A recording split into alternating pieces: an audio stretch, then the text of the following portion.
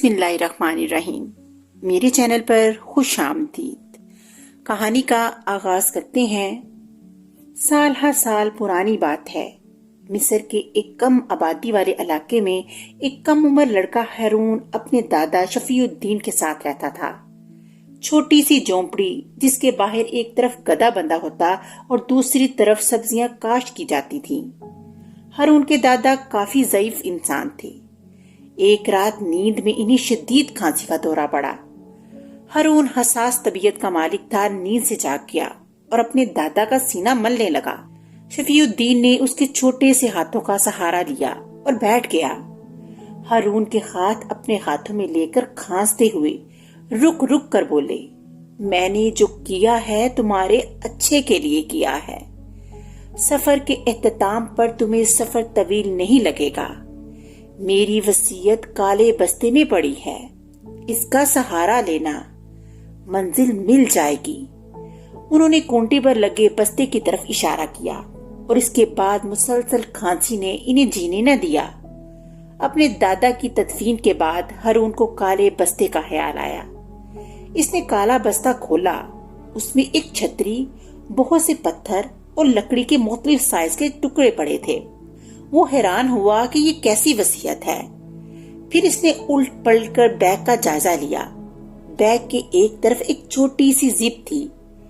اس نے اسے کھولا تو صفحے پر بہت خوبصورت لکھائی میں درج تھا کہ سیدنا عبدال بن عباس رضی اللہ عنہ بیان کرتے ہیں کہ ایک دن میں رسول اللہ صلی اللہ علیہ وآلہ وسلم کے پیچھے سوار تھا تو آپ صلی اللہ علیہ وآلہ وسلم نے فرمایا، اے لڑکے، اللہ کا دھیان رکھ، وہ تیرا دھیان رکھے گا۔ اللہ کا دھیان رکھ تو اسے اپنے سامنے پائے گا، اور جب سوال کرے تو فقط اللہ سے سوال کر، اور جب مدد مانگو تو اللہ تعالیٰ سے مدد مانگ، اور جان لے کہ ساری دنیا اس بات پر جمع ہو جائے کہ تجھے کوئی فائدہ پہنچائے تو کوئی فائدہ نہیں پہنچا سکے گا مگر جو اللہ تعالیٰ نے تمہارے لیے لکھ دیا ہے، اور اگر وہ جمع ہو جائیں کہ تجھے کوئی نقصان پہنچائیں تو کوئی نقصان نہیں پہنچا سکے گے۔ اور جب سوال کرے تو فقط اللہ سے سوال کر، اور جب مدد مانگو تو اللہ تعالیٰ سے مدد مانگ۔ قلم خشک ہو گئے اور صحیفے لپیٹ دیے گئے۔ ہارون نے سب چیزیں واپس بستے میں ڈال لی اور جھونپڑی سے باہر نکل گیا۔ کچھ خشک میوہ جات اس نے اپنی جیب میں بھر لیے تھے، انہیں کھاتا رہا اور چلتا رہا۔ چلتے چلتے رات پڑ گئی اور اندھیرا گہرا ہو گیا۔ بارش شدید طوفان کے ساتھ یکا یک آئی اور سارے منظر کو اپنے لپیٹ میں لے لیا۔ ہارون ایک بڑے سے درخت کی جڑوں میں بیٹھ گیا، لیکن بارش اپنی سمت بدل رہی تھی۔ اس نے چٹکی بجائی اور بستے میں سے چھتری نکالی، لیکن یہ کیا، طوفان نے شدت اختیار کر لی اور اس کی چھتری اس سے کہیں دور جا پڑی۔ وہ خود سے مخاطب ہوا، ہارون تم نے کیا غلطی کی جو یہ پھنس گئے؟ مگر جواب نہ ملا۔ بادلوں کی گڑگڑاہٹ اور بجلی کی چمک نے اس کے اوسان خطا کر دیے۔ دادا اگر زندہ ہوتے تو میں ان سے مشورہ لیتا تھا، اب کیا کروں اور کس سے پوچھوں؟ وہ خود سے سوال کر رہا تھا۔ ہاں، دادا جان نے جو وصیت کے طور پر نبی پاک صلی اللہ علیہ وآلہ وسلم کی حدیث مبارکہ لکھ کر دی ہے، اس سے ضرور کوئی راستہ نکلے گا۔ اب کہ جب بجلی کڑکی تو ہارون نے دوبارہ حدیث مبارکہ کو پڑھا اور اس کی آنکھوں سے آنسو آنے لگے۔ اے لڑکے، اللہ کا دھیان رکھ، وہ تیرا دھیان رکھے گا۔ اللہ کا دھیان رکھ، یہ دادا ابو نے سمجھایا تھا کہ اللہ کا دھیان کیسے رکھا جاتا ہے۔ بہترین طریقہ ہے کہ نماز پڑھ۔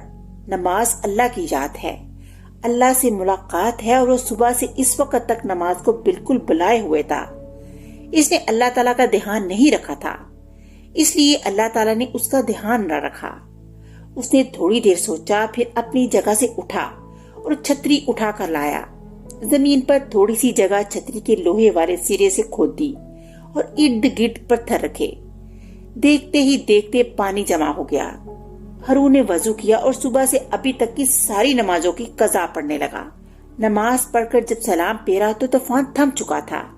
اس نے شکرانے کے لیے ہاتھ اٹھائے اور وہیں میٹھی نیند لیے سو گیا۔ اگلی صبح کسی نے زور سے ہارون کا کندھا ہلایا اور آنکھیں ملتا ہوا وہ اٹھ کھڑا ہوا۔ یہ چھوٹا سا قافلہ تھا۔ ایک درمیانی عمر کے انکل، ان کے ساتھ ان کی بیوی اور 2 بیٹیاں بھی تھیں۔ बड़ी लड़की हरून से 3-4 साल छोटी थी और छोटी बेटी को उन अंकल की जोजा ने उठा रखा था। यहाँ क्यों पड़े हो तुम? अंकल ने पूछा। वो मैं शहर की तरफ जाना चाहता हूँ। अपने दादा के साथ रहता था, उनका इंतकाल हो गया है। वो शहर का बहुत तस्करा करते थे, हरून ने जवाब दिया। दादा को याद करते ही उसकी आंखों में नमी आ गई।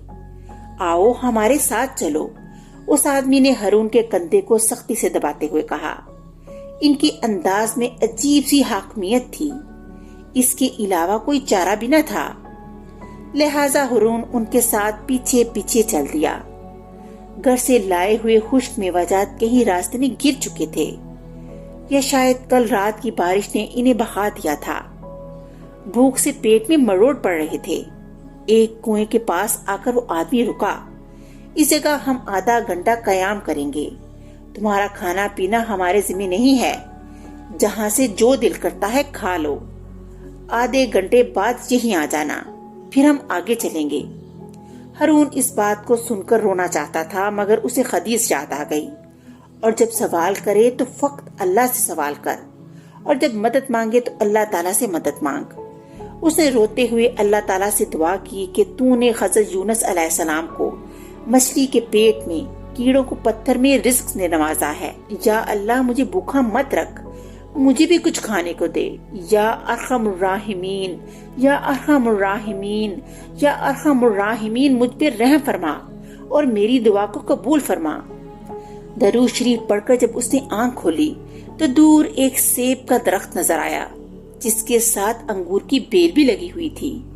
उसने देखा कि आस पास के सारे दरख्त ही फलों से भरे हुए थे।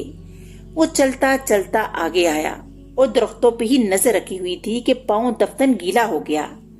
उसने देखा तो नीचे पानी था। पानी का बहाव तेज था। वो फौरन पीछे हुआ। ये किसी नहर की शाख थी या कोई चश्मा? उसने तरकीब आजमाई और अपने बैग से लकड़ी के सारे टुकड़े निकाले।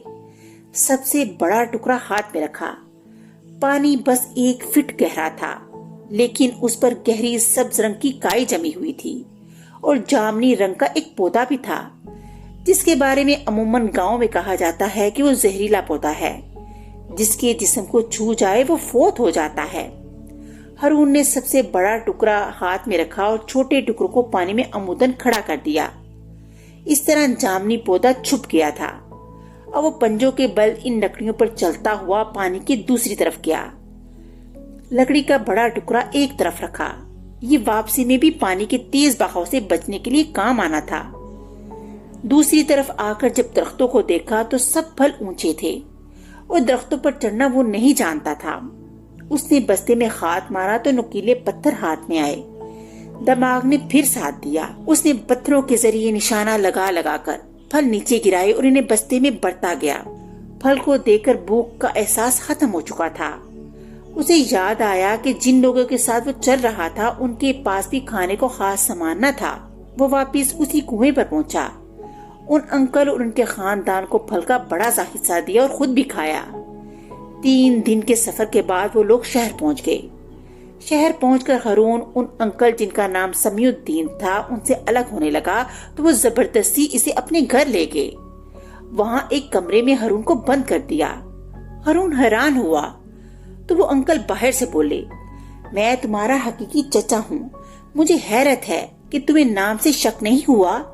ये घर और बहुत सा कारोबार तुम्हारे वालिद का है, जिसे मैं हासिल करना चाहता था, क्योंकि तुम्हारे वालिदैन फौत हो गए थे। मेरे इरादे को देखते हुए मेरे अब्बा जान यानी तुम्हारे दादा जान तुम्हें यहाँ से दूर ले गए।